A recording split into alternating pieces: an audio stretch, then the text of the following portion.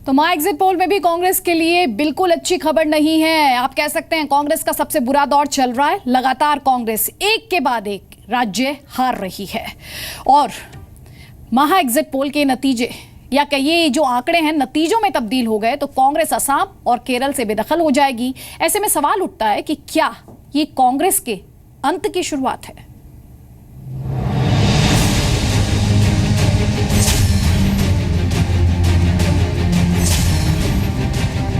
महा exit poll ने कांग्रेस के अस्तित्व पर एक बड़ा प्रश्न चिन्ह लगा दिया है। 2 और राज्य कांग्रेस के हाथ से जाते दिखाई दे रहे हैं। 5 राज्यों में विधानसभा चुनाव के नतीजे देश की राजनीति पर गहरा असर डालेंगे।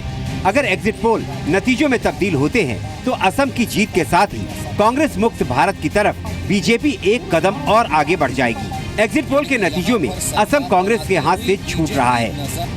एग्जिट पोल में केरल में भी कांग्रेस गठबंधन की सरकार यूडीएफ हार रही है। वहीं पश्चिम बंगाल में भी लेफ्ट और कांग्रेस का गठबंधन हार रहा है।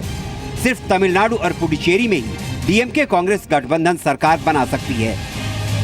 यानी वर्ष 2014 के आम चुनावों के दौरान नरेंद्र मोदी की चुनावी सभाओं में कही गई बात भारत को कांग्रेस मुक्त बनाना है, सच होने जा रही है। कांग्रेस मुक्त भारत ये भाजपा का नारा नहीं है, ये जन जन का संकल्प है। कश्मीर से कन्याकुमारी, अटक से कटक, हिंदुस्तान ने, यहां के कोटि कोटि जनों ने कांग्रेस मुक्त भारत ये संकल्प ले लिया है। आम चुनाव के नतीजे आए तो ऐसा लगा कि जनता ने नरेंद्र मोदी की अपील को स्वीकार कर लिया है।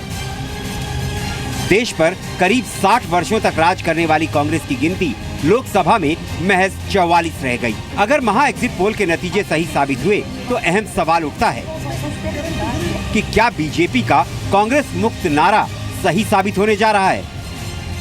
राज्यों में कांग्रेस का हाल बिगड़ता ही जा रहा है। फिलहाल कांग्रेस की सरकार कुल 8 राज्यों में है। ये राज्य हैं असम, हिमाचल प्रदेश, कर्नाटक, केरल, मणिपुर, मिजोरम, मेघालय और उत्तराखंड।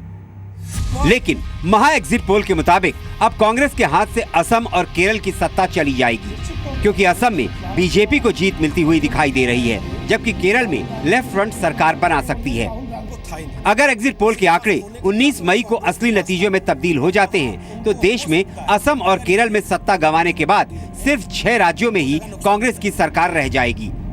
ये राज्य हैं हिमाचल प्रदेश, कर्नाटक, मणिपुर, मिजोरम, मेघालय और उत्तराखंड।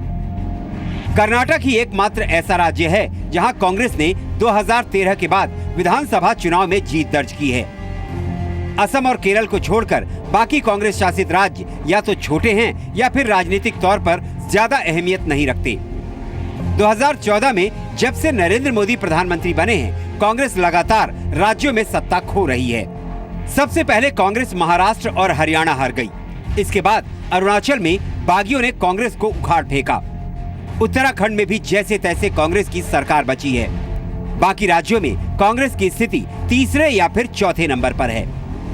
बीजेपी लगातार देश में अपनी पैठ बढ़ाती जा रही है। 19 मई को असम जीतने के साथ ही 13 राज्यों में बीजेपी की सरकार होगी।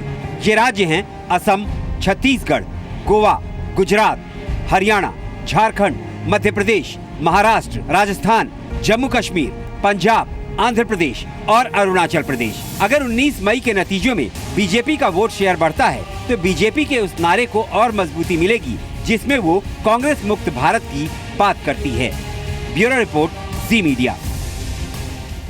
हम आपको एग्जिट पोल से जुड़ी एक वैधानिक चेतावनी भी यहाँ पर देना चाहते हैं और वो चेतावनी ये है कि आज जो आंकड़े एग्जिट पोल्स ने आपके सामने रखे हैं वो आंकड़े अंतिम नतीजे नहीं हैं। एग्जिट पोल्स गलत भी साबित हो सकते हैं और इसका एक लंबा इतिहास भी रहा है। इसलिए पूरे देश को 19 मई की सुबह का इंतजार करना होगा।